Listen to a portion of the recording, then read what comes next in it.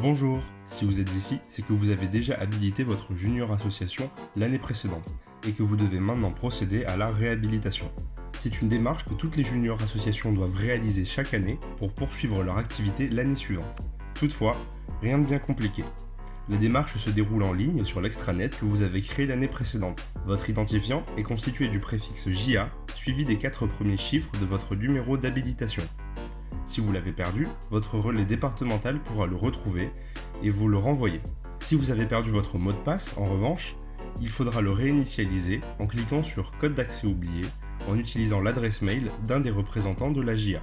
Commencez par cliquer sur l'onglet Demande de réhabilitation à droite de votre écran. Vous avez maintenant le choix. Vous pouvez faire une demande de réhabilitation classique pour continuer votre JA ou passer à une JA majeure si la majorité de vos membres ont plus de 18 ans. C'est-à-dire que vous allez pouvoir continuer votre junior association pendant 2 ans et être éventuellement accompagné pour la transformer en association loi de 1901. Ou bien arrêter votre activité. On va s'intéresser ici à la réhabilitation classique. En cliquant sur Démarrer la demande de réhabilitation. Sur la partie haute de l'écran, vous voyez maintenant 5 étapes qui s'affichent. Pas de panique, la plupart des informations étant déjà pré-remplies. La première étape, votre junior association, correspond au descriptif de la JA. Vérifiez que les informations sont correctes et modifiez celles qui ont changé au cours de l'année, si ce n'est pas déjà fait.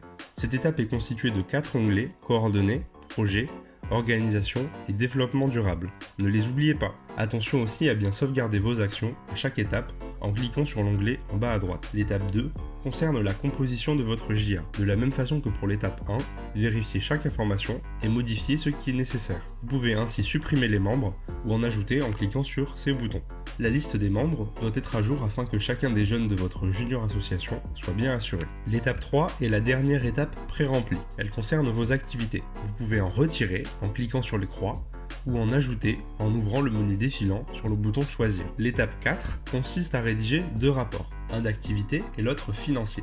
Votre relais départemental peut vous envoyer des exemples pour vous faciliter la vie. Vous trouverez une liste de questions et un modèle téléchargeable pour vous aider lors de la rédaction. Enfin, la 5e étape est une validation de votre réhabilitation. Vous y trouverez les coordonnées de votre relais départemental, des informations sur votre compte bancaire de junior association, ainsi que les engagements respectifs que vous devez lire avant la validation définitive. Une fois validé, vous devez imprimer la fiche d'engagement respectif et la faire signer par tous les représentants, ainsi que par votre accompagnateur, plus la fiche APAC, complétée à l'aide de la fiche d'aide et signée par chacun des membres de la JA. Tout cela doit être envoyé avant le 31 octobre à votre relais départemental.